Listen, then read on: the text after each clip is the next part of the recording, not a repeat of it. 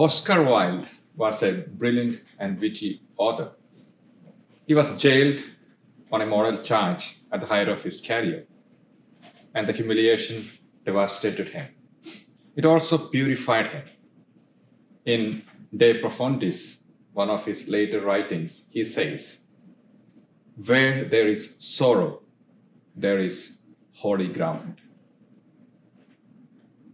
The devotion to the seven sorrows of Our Lady has its origins in the sacred scripture and Christian piety. And this devotion always links the Blessed Mother with her son's suffering. The Servites order, they introduced it to increase devotion to Our Lady of Sorrows. But in 1817, Pope Pius VII extended the feast to the Universal Church. It was originally celebrated on the third Sunday in September. But Pope Pius X moved it to September 15th after the feast of the Exaltation of the Cross, which we celebrated yesterday. Our focus today is on the woman who stood by Christ's cross. Mary's sorrow is captured powerfully in the Stabat Mater, a wonderful Latin hymn, I'm sure you know it all, which begins, "At the cross, her station keeping, stood the mournful mother, weeping."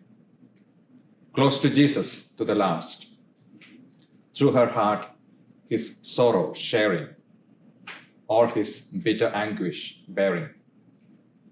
Now at length the sword had passed.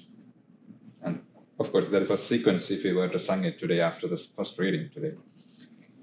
The sight of Jesus' broken body must have been painful for Mary. I can only imagine the ridicule she endured from those who crucified Jesus. Despite the pain, confusion, and the ridicule, Mary stood by the foot of the cross.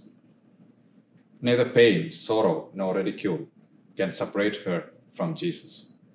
A sword that pierces the heart will not make Mary cower. The heart of a woman who kept all these things in her heart, as Luke says it, knew a great deal of pain. And parenting often involves heartache. It's inevitable that great love and sacrifice will cause deep pain. And Mary understands when our hearts are hurting, as she has been there. There are both highs and lows to motherhood. The joy of seeing one's child come into life is simply priceless, as many mothers can attest. Seeing the miracle of life unfold before one's eyes is a wonderful experience. Motherhood, however, also entails many sacrifices. The responsibility to watch one's child grow and develop and experience and live life is unlike any other. And Mary had the joy of being the mother of Jesus, and also the sorrow of seeing her son crucified. Our Lady of Sorrows takes us back to the cross where Jesus was crucified and hung, dying before his mother. He said, "Woman, this is your son." To his mother, at that moment of intense sorrow, it wouldn't have lessened Mary's sorrow to hear Jesus say to the disciples, "This is your mother." Even in that painful moment, she knew that she had to let go of her son, the flesh of her flesh, and by accepting to be a mother of other children. This feast of Our Lady of Sorrows reminds us that Our Lady cries in sorrow for each of her children who die in the torment of injustice, as Jesus did. Mary also cries in sorrow when her children die in sin and eternal damnation. Let us turn away from sin, work for peace and justice, and pray with Mary for the conversion of sinners, so that the sorrow of all mothers will be consoled.